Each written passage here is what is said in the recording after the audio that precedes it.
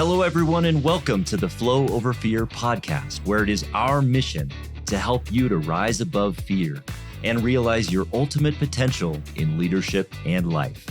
I'm your host, Adam Hill, and it is my goal to share with you the human side of high performance.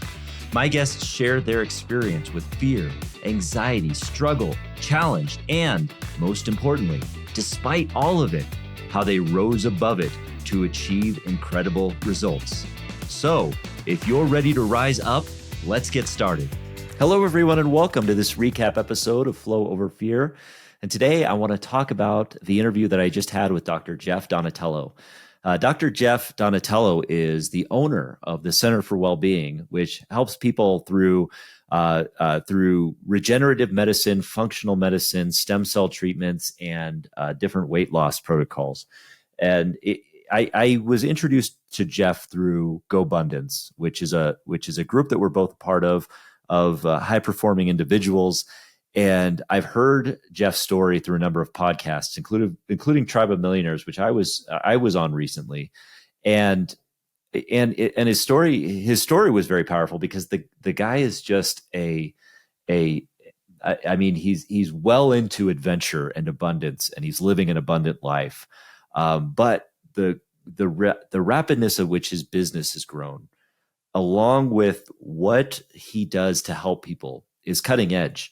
And I was really inspired by it because of his approach to health and wellness and longevity. And so we talked a lot about a lot of those things. This conversation that we had truly was wide ranging. We talked a lot about his experiences with triathlon and even owning a couple of triathlons. He owned a pretty famous triathlon called Pumpkin Man, and another one that was called Sea to Summit. And as you can imagine, that was a race that started out in the ocean and made it up to the top of a mountain, which was extremely difficult. It's world renowned, and I think one of the top 5 bucket list triathlons in the world. So he not only owned triathlons, but he also competed in over 110 of them, including one which was a funny story that he had raced in that he was directing at that time. So he was not only the race director, but the second that he blew the horn and started the race, he jumped in the water and started racing himself. I couldn't imagine, because the cluster that a race is as an athlete, not to mention the logistical challenges of being a race director, to do both at the same time are pretty incredible.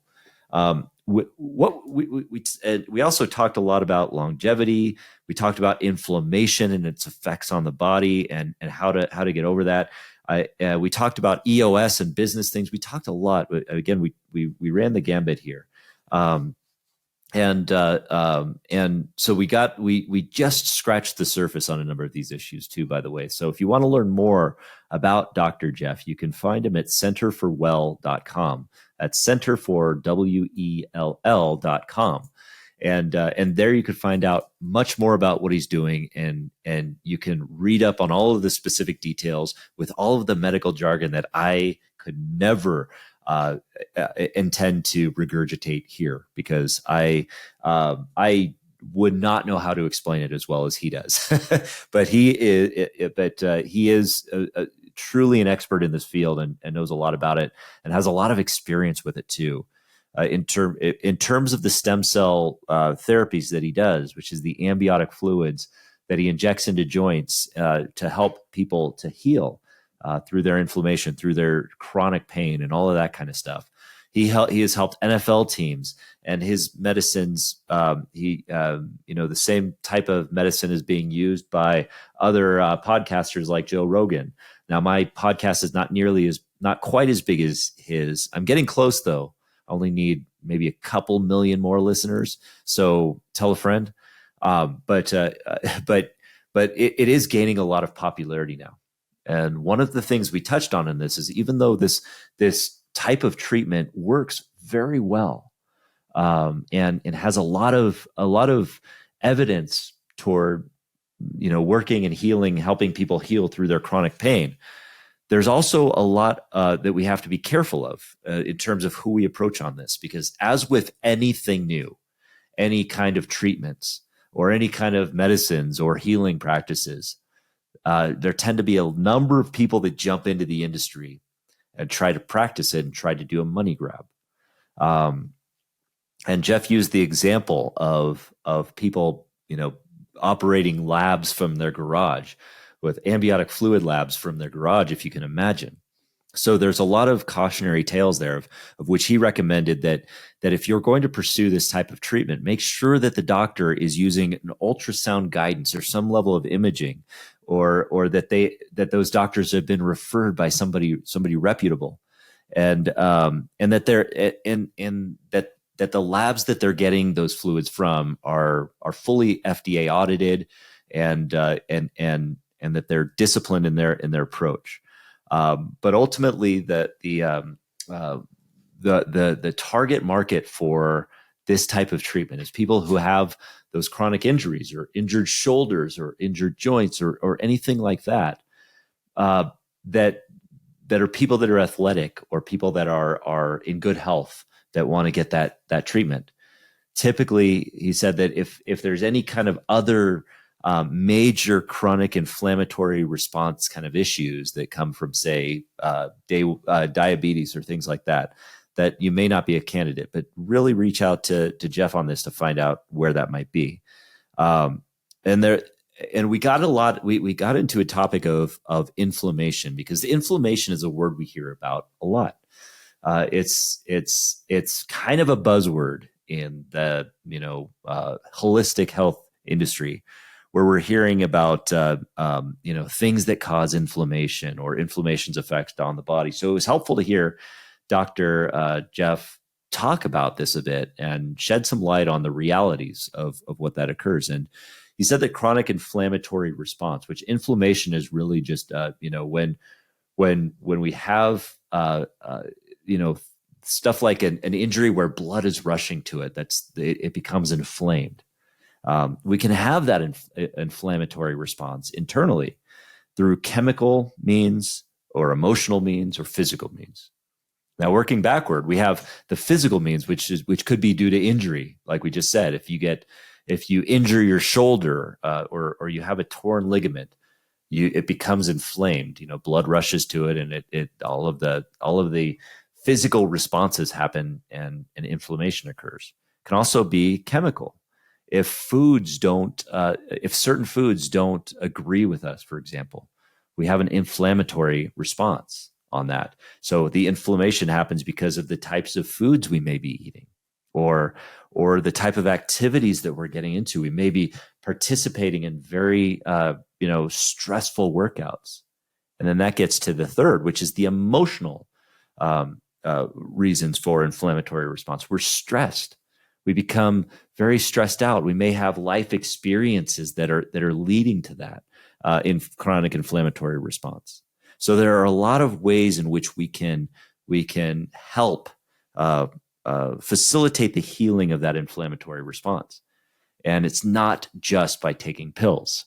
It's not just, and please note that when I say this, I am not a doctor. I just interviewed one. But if you have these kinds of issues, please see a medical professional.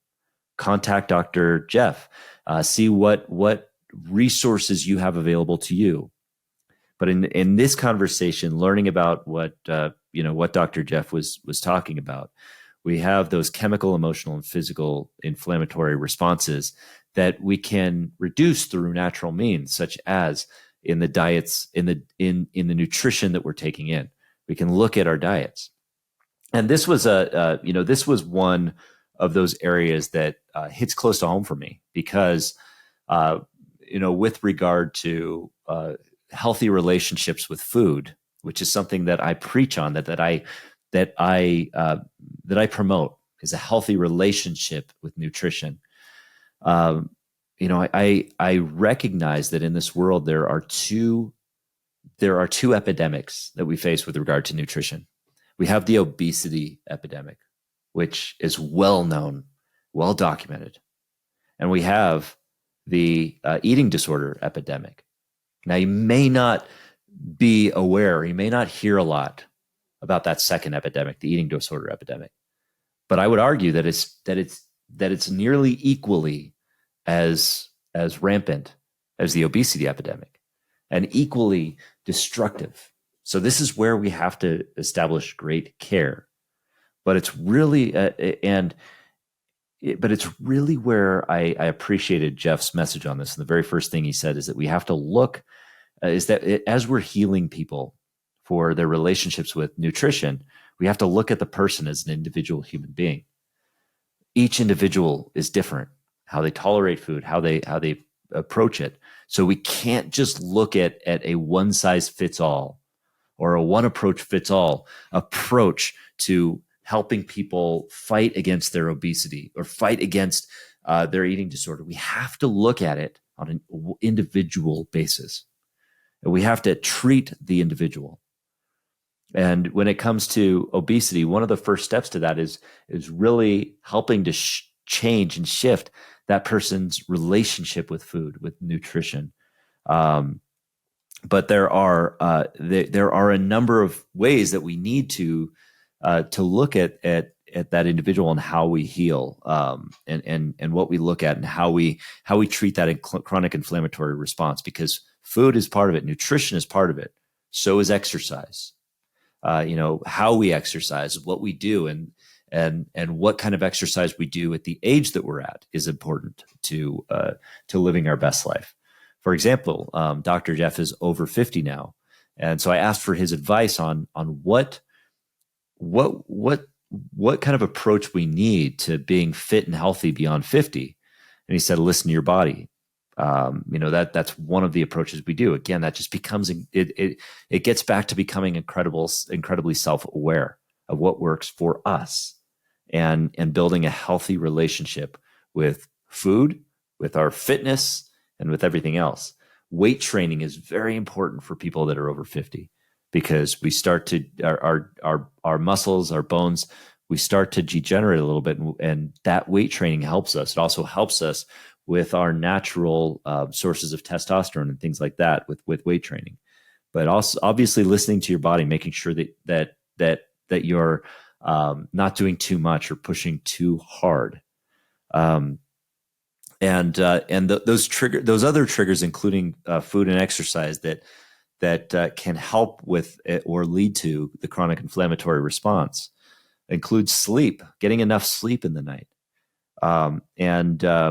and emotional connections. This was another powerful one, because we talk so much on this show about community and the importance of the authentic, meaningful connections we have with other human beings is so vital to our longevity.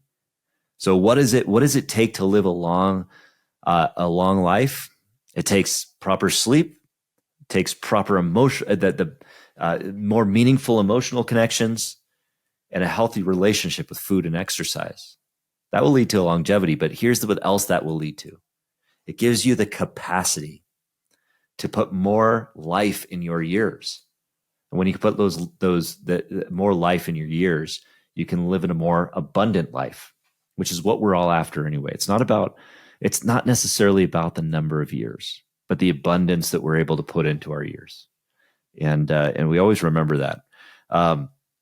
One other meaningful thing that Jeff had said in this that really caught my attention was that depression, like when we experience depression, it tends to be that depression comes from experiencing anxiety for too long. Like, anxiety is basically, as Jeff describes it, having our foot on the gas pedal for too long. Our brains are just going, and then eventually it short circuits and boom, depression. So that's one means of it. And it was simply anecdotally something that he pointed out that I thought was a way of describing that I've never heard before. So if you get something from that, I hope it helps.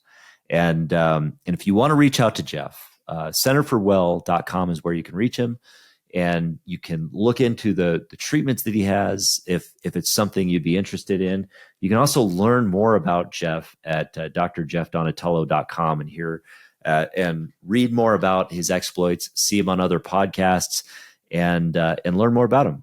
But it was a very, very fun episode. I really enjoyed this one because we talked a lot about subjects that we, haven't really talked about a lot before. And we delved into a lot of interesting topics and even some others that I didn't discuss on this recap, including EOS, his business, and how his business had grown to 8 figures in a very short amount of time after COVID. So listen to the episode, get some of those gold nuggets for yourself. And thanks for joining me today, and I'll look forward to catching you next time. Thanks. Hey, everyone. Thanks for tuning in to the Flow Over Fear podcast. If you'd like to learn more about getting into flow and learn the foundations of flow, I have a free video series on my website at www.adamcliffordhill.com called The Foundations of Flow. Feel free to go there and download it and start your journey to rising above fear and achieving greater flow in your life. And if you like this episode, and I'm guessing you did if you stuck around for this long, then please do me a favor and hit the subscribe button, and you will receive notifications when I have new interviews, new recaps, and new trainings that pop up on YouTube. Thanks again for joining us.